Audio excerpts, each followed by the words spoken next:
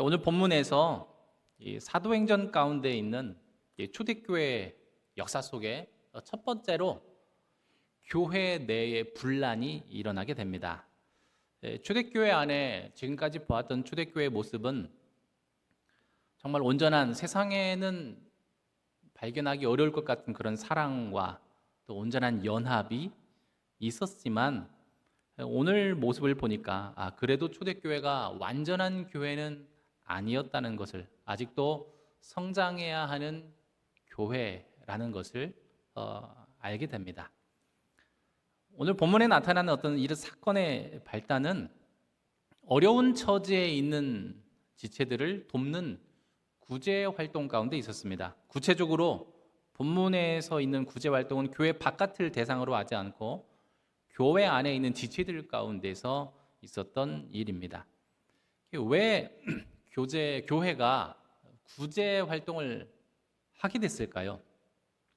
그 출발은 사도행전 2장과 4장에 나오는 교회가 공동체 생활을 하는 모습 속에서 확인해 볼 수 있습니다. 초대교회 성도들은 서로 자기의 물건을 통용했다라고 이야기합니다. 성도들 가운데는 심지어 자기 재산을 다 팔아서 교회 앞에 내어놓았다, 곧 기부했다라고도 하고, 또 사도들은 그 기부한 기금을 가지고 각 사람의 필요에 따라서 나누어 주어서 초대교회 안에는 가난한 자가 없었다라고 이야기합니다. 이것은 누구의 강요에 의해서 억지로 거둬들인 것이 아니라 자발적인 헌신이었습니다. 그리스도 예수의 복음으로 말미암는 하나님의 넘치는 사랑을 경험한 이 성도들에게는 더 이상 내게 부족한 것이 없다는 그런 확신이 있었던 것입니다. 인생의 근심거리, 걱정거리도 아무 문제가 되지 않았습니다. 죽음까지도 더 이상 공포스럽지 않았습니다. 그리스도에 대한 믿음과 사랑이 있었기 때문에 그렇습니다. 그러한 믿음과 사랑이 자연스럽게 같은 신앙 고백을 하고 있는 이 공동체를 향하여서 이렇게 흘러가고 또 확장되었을 겁니다. 그리스도 안에서 한 몸이고 가족으로 인식되는 이 공동체에 대한 사랑은 기꺼이 내 것을 내어주는, 헌신할 수 있는 그런 동기가 충분히 되었습니다. 물론 여기서 나누는 이 교회의 나눔은 교회 전체가 재산을 공평하게 n분의 1 하는 그런 개념이 결코 아닙니다. 본문 1절이 보이는 것처럼 여기서 말하는 구제는 매일의 구제라고 했습니다. 매일의 구제, 곧 그날 먹을 양식들을 나눠주는 것입니다. 그러므로 본문이 언급하는 가난한 자들이란 어떤 자들인가? 그날 먹을 끼니조차 스스로 마련하기 어려운 매우 극빈한 자들을 말합니다. 교회는 이들에게 재산을 분할해 준 것이 아니라 그날 먹을 양식들을 제공해 주었습니다. 그런데 갈수록 초대교회는 성장했습니다. 날마다 성도의 수가 늘어났습니다. 그 가운데 특별히 돌봄이 필요한 자들, 즉 고아와 가부와 같은 경제적 부양자가 없는 자들도 당연히 늘어나게 됐을 거예요. 그래서 그들에게는 일정한 양식을 나누어 주어야 했습니다. 그래서 교회가 매일 감당해야 하는 주요한 사역 가운데 하나가 이 구제하는 사역이 된 것입니다. 구제 사역이 매우 필요하고 반드시 해야 했고, 또 그 일을 하고 나면 어려운 자들을 돕는 일이니까 얼마나 보람되고 기쁨이 가득했겠습니까? 문제는 점점 사역의 규모가 커지는 데 있었습니다. 사도들의 일이 점점점 많아지기 시작하는 거예요. 계속 성도의 수가 늘어나는데 교회 리더는 12명의 사도가 전부입니다. 사도들이 감당하고 돌봐야 할 일들을 엄청나게 많이 늘어나게 됐을 거예요. 그러다 보니 간혹 일 처리하다가 빠뜨리거나 실수하는 일들도 발생하게 될 수밖에 없습니다. 그렇게 문제들이 쌓이다 보면 오해가 생기고, 오해가 쌓이면 분란이 발생하게 됩니다. 오늘 본문 1절을 다시 한번 보면, 그때의 제자가 더 많아졌는데 성도가 늘어났죠. 헬라파 유대인들이 자기의 과부들이 매일의 구제에 빠짐으로 히브리파 사람을 원망했다라고 합니다. 구체적으로 어떤 문제가 있었습니까? 헬라파 과부들, 곧 헬라 쪽 헬라 문화권에 있는 그런 과부들이 그날 매일의 대상, 구제의 대상에서 배제되어서 양식을 못 받는 일들이 발생했다는 거예요. 어쩌다가 이런 일이 발생했을까요? 사도행전의 저자 누가의 관점에서 보면 헬라파와 히브리파로 이 집단을 구분하고 있습니다. 여기서 이 누가의 의도는 무엇이었을까요? 헬라파, 히브리파라고 구분하는 것은 그 기준은 언어입니다. 언어. 누가는 이 문제가 민족 차별의 문제가 아니라 신학적 문제가 아니라 그리고 어떤 윤리적인 문제가 아니라 언어의 문제였다. 의사소통의 문제였다라고 보는 것입니다.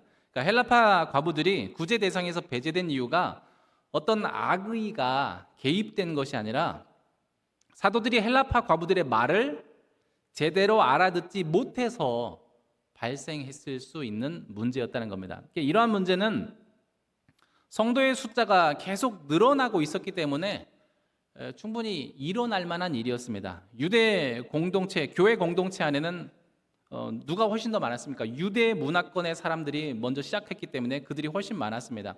근데 점점 교세가 확장되면서 헬라 문화권 안에서 나고 자란 헬라어를 주로 사용하는 사람들이 이제 점점점 많이 유입되기 시작했을 거예요. 특히 사도행전 2장에 보면 그 오순절날 그 절기를 지키러 왔었던 많은 디아스포라 유대인들 가운데서 베드로의 설교를 듣고 회심한 자들도 상당수 있었습니다. 이후에 계속되는 부흥을 맞이하면서 초대교회는 유대 바깥에 헬라 문화권 안에서 생활했던 사람들, 거기서 태어나서 자란 사람들까지도 유입되었을 가능성이 있습니다.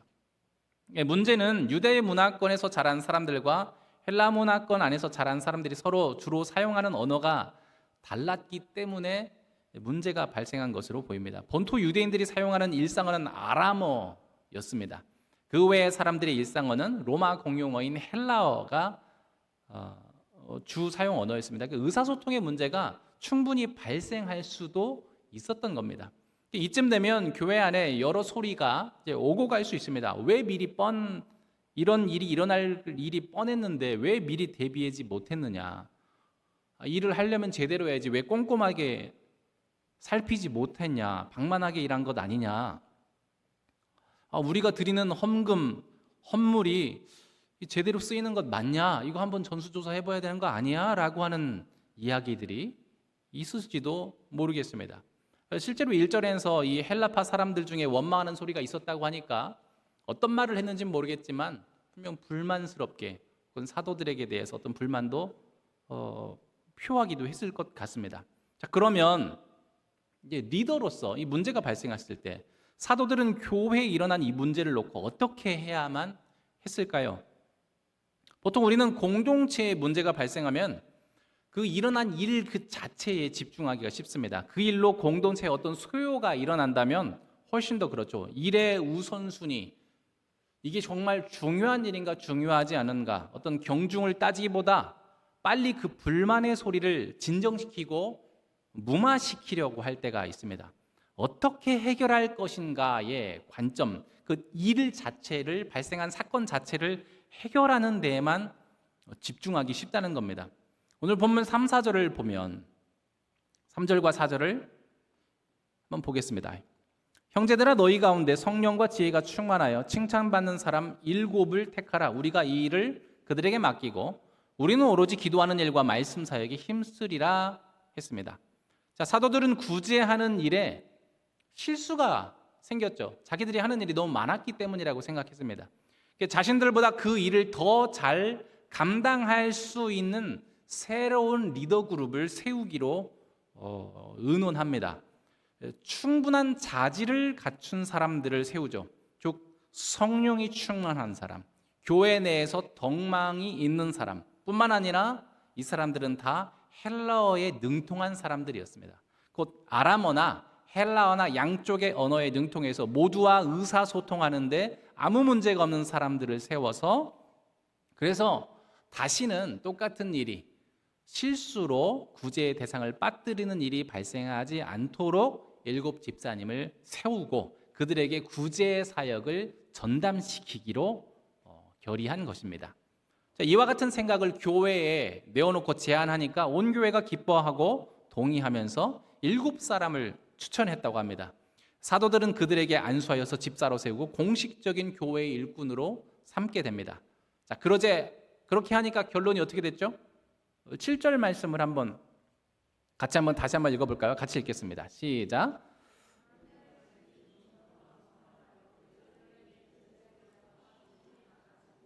허다한 제사장의 무리도 이 도에 복종하니라. 교회가 정상화됐습니다. 그리고 다시 부흥하게 되었다라는 이야기로 마무리되는 것 같습니다.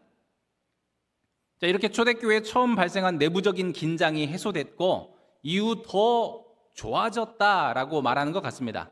자, 그런데 정말로 이게 과연 본문을 제대로 해석한 게 맞을까요? 틀린 건 아닌 것 같습니다. 문제를 해결하는 관점에서 보자면 문제 해결의 키는 분명히 7집사를 따로 세워서 리더십을 분담한 것이 라고 할 수 있습니다.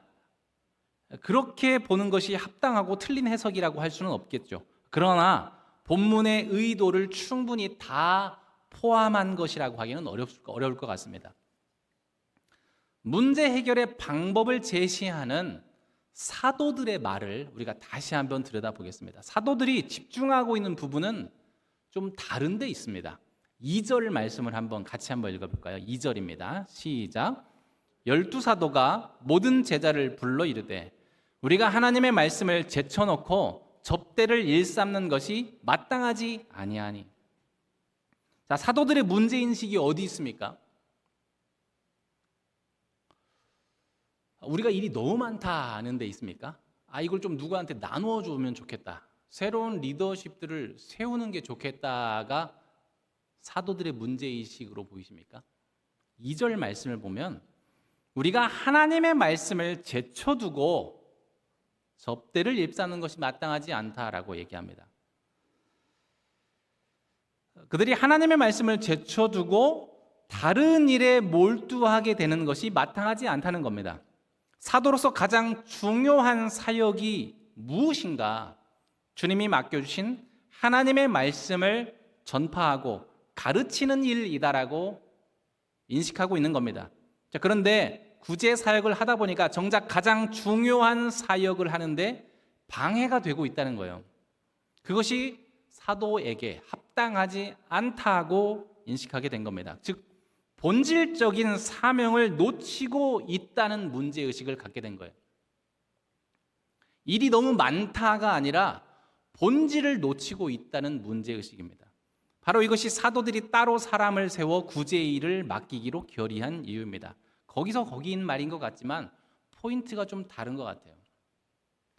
이렇게 사역의 본질과 우선순위의 관점에서 본문을 다시 보면 교회가 다시 성령의 역사로 충만해졌고 화평하고 부흥하는 교회, 하나님의 은혜와 능력이 충만히 역사하는 교회로 정상화된 비결은 무엇이었습니까? 7집사님을 세워 구제사역을 분담한 것도 하나의 주요한 이유가 되겠지만 본문의 문맥상 그보다 더 중요한 이유는 잠시 방해받았었으나 다시 교회가 정말로 집중해야 할 본질적인 사역, 말씀의 사역을 놓치지 않은 데에 그 비결이 있다고 보게 됩니다.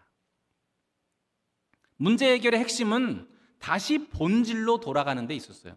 하나님의 말씀을 전하고 가르치고 배우는 데 있었습니다. 4절에서 사도들이 우리는 오로지 기도하는 일과 말씀 사역에 힘쓰겠다라고 한 것은 총체적인 목양을 위한 것이지만 최우선 순위는 기도와 말씀을 왜 합니까?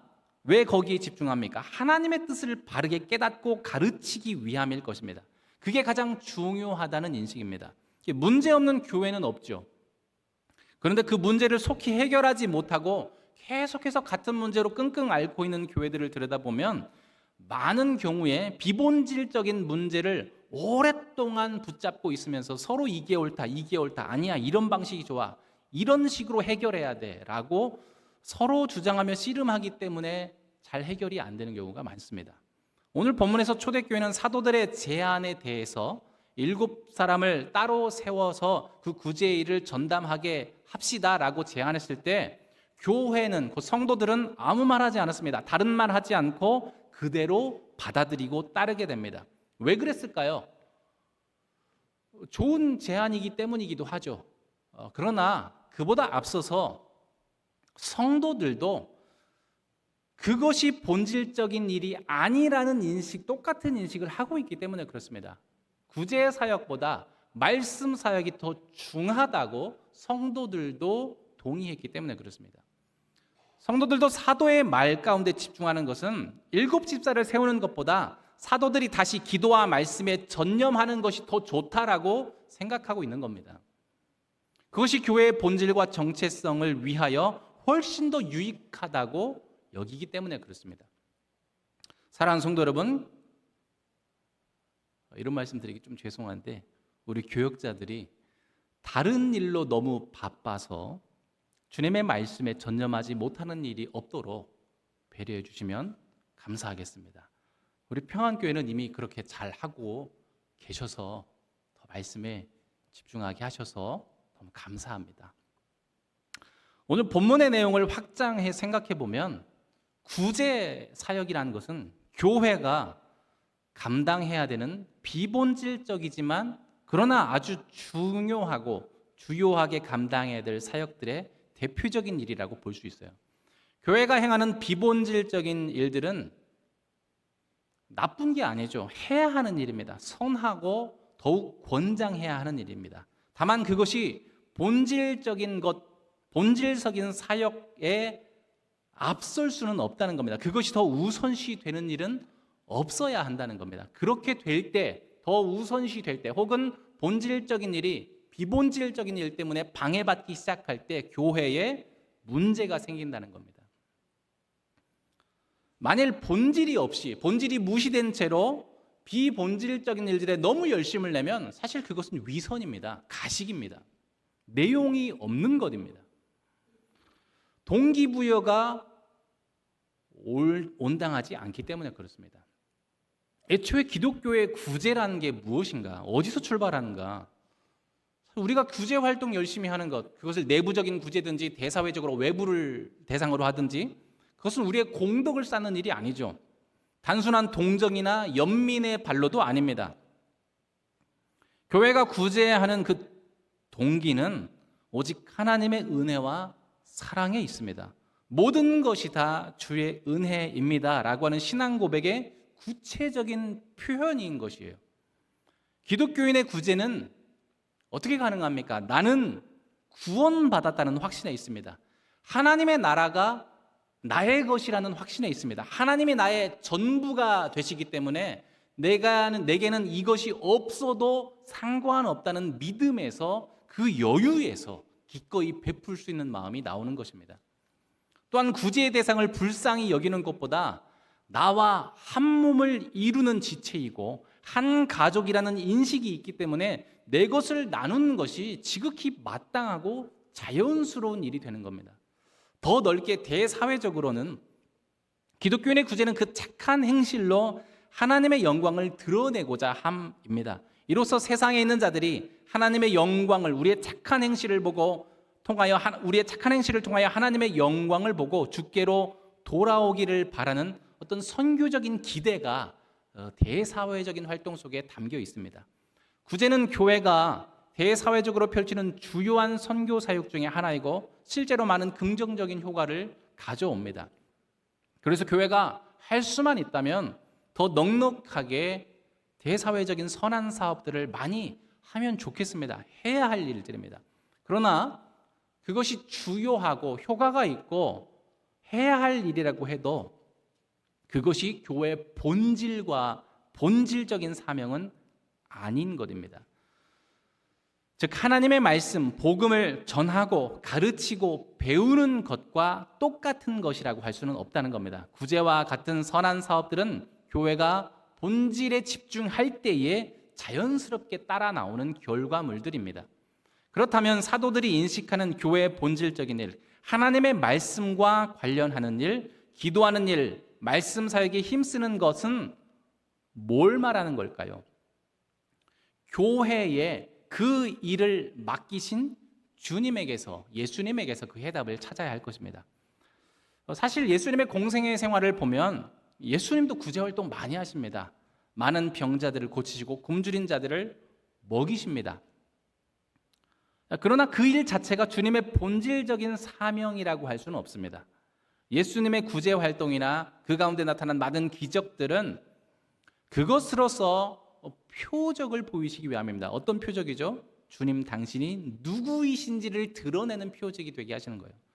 주님이 바로 세상을 구원하러 오실 하나님의 아들 그리스도이심을 세상이 알게 하려 하는 표적인 것입니다. 오병이어 사건 이후에 사람들이 주님께로 많이 몰려옵니다. 그러나 그 사람들 향해서 예수님은 뭐라고 선언하시냐면 요한복음 6장 26절에 예수께서 대답하여 이르시되 내가 진실로 진실로 너에게 이르노니 너희가 나를 찾는 것은 표적을 본 까닭이 아니요 곧 내가 그리스도라는 것을 깨닫기 때문이 아니라 떡을 먹고 배부른 까닭이로다라고 그들을 질책합니다. 그저 배부르기만 바라면서 주님을 따르는 것들은 바르지 않다는 거예요. 주님의 목적이 거기 있지 않다는 겁니다. 우리가 구제 활동하는 것은 그들로 배불리 먹게 하는 것에 주된 목적이 있는 것이 아니라는 겁니다. 주님이 그들에게 떡을 먹이신 것은 그들로 굶주리지 않게 하시기 위함이 아니라 자신이 누구인지를, 곧 예수님이 누구이신지를 깨닫고 예수님을 믿어서 구주로 믿고 영접하게 하시기 위함이었습니다. 누가복음 19장 10절에 예수님은 이렇게 말씀합니다. 인자가 온 것은 잃어버린 자를 찾아 구원하려 함이라 했습니다. 주님의 본질적인 사명은 죄로 말미암아 잃어버린 자기 백성을 구원하는 데 있습니다. 주님은 그 구원의 사역을 어떻게 감당하셨습니까? 어떻게 수행하셨습니까? 누가복음 1장 1절에서 3절까지 누가는 주님의 사역을 이렇게 정리합니다. 누가복음 1장 1절부터 3절입니다. 데오빌로에 내가 먼저 쓴 글에는 무릇 예수께서 행하시며 가르치시기를 시작하신부터 그가 택하신 사도들에게 성령으로 명하시고 승천하신 날까지의 일을 기록하였노라. 그가 고난받으신 후에 또한 그들에게 확실한 많은 증거로 친히 살아계심을 나타내사 40일 동안 그들에게 보이시며 하나님 나라의 일을 말씀하시니라. 곧 하나님 나라의 복음을 선포하고 가르치신 것이며 선포하신 그대로 자신을 많은 사람들의 대속물로 내어주시고 십자가에 죽으셨으며 또 부활하셔서 친히 말씀하신 바가 이루어졌다는 확실한 증거가 되셨고 가르치신 모든 말씀들을 확증해 주신 사역이 예수님의 본질적인 사역이었습니다. 말씀을 가르치시고 말씀을 증명하심으로써 믿어 구원에 이르도록 하시는 일이 예수님께서 자기의 본질적인 사명을 감당하신 구체적인 이야기입니다. 그리고 주님은 이 사명을 제자들을 포함한 모든 후대의 교회들에게 그대로 물려주십니다. 우리 교회의 사명 선언문이 되는 마태복음 28장 18절에서 20절의 말씀입니다. 우리 같이 한번 읽어볼까요? 18절부터 20절 말씀입니다. 시작. 예수께서 나와 말씀하여 이르시되 하늘과 땅의 모든 민족을 제자로 삼아 아버지와 아들과 성령의 이름으로 세례를 베풀고 내가 너희에게 분부한 모든 것을 가르쳐 지키게 하라.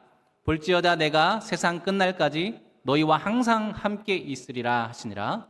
아멘. 자, 여기서 주님의 직접적인 명령은 한 가지입니다. 제자 삼으라고 하는 것입니다. 제자 삼는 방식을 또 제시해 주셨는데 가서 세례를 베풀고 가르쳐 지키게 하는 것입니다. 자칫 오해하면 제자 삼게 곧 어떤 일을 해내는 것에 집중하기 쉬운데 우리가 잊지 말아야 될 것은 다른 누군가를 주님의 제자가 되게 하려면 반드시 자기 자신이 먼저 주님의 신실한 제자가 되어야만 한다는 사실입니다. 제자는 스승의 방식을 따르는 자들입니다. 그러므로 우리는 스승이신 주님과 같이 말씀을 선포하고 가르칠 뿐만 아니라 그 말씀대로 주님과 같이 살아내는 자가 되려고 해야 합니다. 주님처럼 희생을 각오하는 자가 되어야 합니다. 쉽게 말해서 예수를 닮아가야 합니다. 마가복음 8장에서 주님은 누군지 나를 따라오려거든 자기를 부인하고 자기 십자가를 지고 나를 따를 것이니라고 했습니다. 그러므로 우리가 교회로 함께 모여 일할 때, 우리가 함께 모일 때마다 집중해야 할 일이 뭘까요? 우리가 교회 내부적인 일을 하든지 외부적인 일을 하든지 무엇에 먼저 집중해야 됩니까? 어떻게 하면 눈에 띄는 치적을 남길 것인가에 집중할 것이 아니라 내가 어떤 존재가 되어야 하는가에 더 집중해야 될 것입니다. 본질, 기본에 집중해야 됩니다. 그런데 종종 우리는 기본을, 본질을 제쳐두고 눈에 보이는 것, 곧 숫자와 규모에 집중하게 될 때가 많습니다. 복음을 전파하고 전한 복음대로 변화되어서 그대로 살아낸 참 제자 되는 삶은 쉬운 일이 아닙니다. 그리고 어느 정도 성숙을 이루었다고 생각하는 때에도 그것은 나만 조금 느끼는 것이지 바깥에서 보면 그 사람들에게 어떤 내 성장한 수준에 대해서 증명해낼 만한 어떤 뚜렷한 증거물을 제시하기도 사실은 어렵습니다. 그리고 오랜 시간이 필요합니다. 그래서 효율이 떨어집니다. 대외적인 홍보용으로 효율이 매우 떨어진다고 느껴지게 됩니다. 그래서 효율성을 따지다 보면 교회가 모여서 하게 되는 일들에서 종종 우리는 거칠애가 되는 것, 사람들이 보기에 좀 있어 보인다, 좀 매력적인데 한번 가볼까? 뭔가 대단한 거, 재밌는 거 하는 것 같은데, 그런 호기심들을 자극하는 일에만 우리가 좀 치중하고 싶은 유혹을 받게 될 때가 있습니다. 우리의 내면을 가꾸고 내면을 성숙하게 만드는 일은 매우 어렵고 오래 걸리고 심지어 재밌지도 않기 때문에 그렇습니다. 근데 뭔가 눈에 보이고 손에 잡히는 결과물이 분명한 그런 치적이 될 만한 일들을 열심을 내면 당장의 눈앞에 결과가 보이기 때문에 훨씬 쉽고 재미도 있습니다. 그래서 자칫 과하게 외적으로 드러나는 일들에만 몰두하고 싶은 유혹을 받을 때가 참 많이 있는 것 같습니다. 그러나 그것에 몰두하다 보면 오늘 본문이 우리에게 가르치고 있는 것처럼 문제가 생기는 것 같습니다. 예수님을 닮는 인격과 삶이라는 내용물을 준비하는 것보다 겉모양과 감각적인 일들에만 몰두하다 보면 반드시 부작용이 생기게 됩니다. 악마는 디테일에 있다라는 말이 있습니다. 아주 작은 디테일에 위험 요소가 있어서 작은 실수 하나가 일의 성패를 가를 수 있다는 염려의 말입니다. 그래서 꼼꼼하게 일을 살피고 잘 처리해야 한다는 말이 될 것입니다. 세상이 고도의 경쟁 사회이기 때문에 세상 일을 하다 보면 당연히 그래야 합니다. 그리고 교회도 당연히 모든 일을 다 죽게 하듯 최선을 다해서 해야 되는 것은 당연한 일입니다. 그러나 교회가 하는 모든 일들은 다 사람이 하는 일이라는 것을 우리는 잊지 말아야 됩니다. 도구가 아니죠. 그래서 우리는 동시에 지나치면 모자람만 못하다라고 하는 말도 항상 같이 균형 감각을 가지고 함께 염두해야 옳습니다. 너무 과하게 어떤 디테일과 성과에 몰두하다 보면 영혼들이 상하는 일들이 발생하게 되는 것입니다. 그보다 더 큰 문제가 뭡니까? 그게 본질이 아닌데 본질보다 그것을 더 중요하게 여긴다는 겁니다. 작은 별거 다는 디테일 하나를 만지려고 더 본질적인 일들을 못하게 되는 혹은 방해받게 되는 일들이 발생하게 된다는 겁니다. 그게 더 큰 문제죠. 당장에 감지되는 결과물들을 쫓아서 신앙생활을 하다 보면 눈에 보이는 것들, 감각적인 일들만 쫓아서 신앙생활을 하다 보면 점점 내면을 가꾸는 본질적인 일들은 등한시하게 됩니다. 그리고 비본질적인 일에만 집중하게 되죠. 그리고 그것으로 신앙생활에 만족을 얻으려고 합니다. 그러니까 일만 쫓아다니게 돼요. 신앙생활이 일하는 것, 봉사활동 많이 하는 것, 더 많은 일 하는 것이 신앙생활인 걸로 착각하게 됩니다. 눈에 보이는 증거로 남는 어떤 성과물을 만들어내서 그것을 자기 신앙의 수준을 확인하는 증거물로 삼으려 한다는 겁니다. 그런 유혹을 계속 받아요. 내면의 성장을 도모하는 일은 어렵고 힘들고 자주 실패하기 때문에 재미가 없으니까요. 그러니까 내가 교회에서 어떤 직분을 받았고 어떤 봉사활동을 하고 있고 얼마만큼 헌금을 하고 있다는 외적인 것, 딱 드러나는 것들은 내가 기독교인으로서 주님의 제자로서의 의무를 다했다라고 착각하게 만드는 것이 될 수도 있습니다. 오늘 본문에 특별히 사도들은 바로 그 부분을 우리에게 경계하라고 가르치고 있는 것 같습니다. 우리가 하나님의 말씀을 제쳐놓고 접대를 일삼는 것이 마땅하지 않다. 상식적으로 선한 일이고 모두에게 인정받고 손쉽게 효율적인 일이라고 하더라도 교회로서 그리스도인으로서 우리가 본질을 놓치는 것은 주님의 인격과 삶을 닮아가는 참 사람이 되는 것을 제쳐놓는 것은 성도에게 마땅한 것이 아닙니다.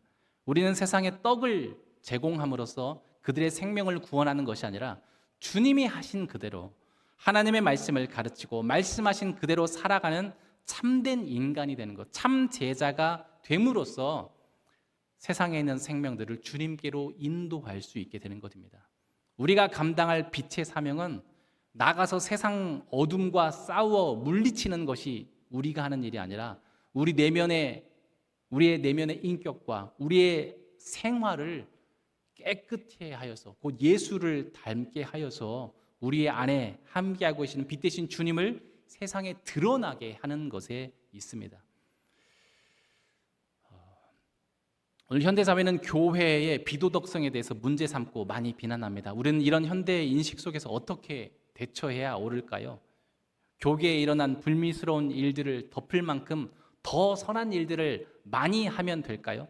보다 더 많은 교회 예산을 대사회적인 사업에 많이 투자하면 될까요? 그것도 좋고 해야 할 만한 일이지만 그것이 근본적인 해결책이 되지는 않을 것입니다. 근본적인 문제는 우리의 내면이 주님을 닮지 못하고 있는 데 있습니다. 교회의 본질인 참 신앙을 회복하는 것, 참 제자가 되는 것에 있습니다. 복음으로 돌아가서 복음의 요청대로 올바르게 순응하는 것이 곧 문제의 근원적인 해결이라고 믿습니다. 오늘 밤에 우리가 바로 그 부분을 놓고 함께 기도하면 좋겠습니다.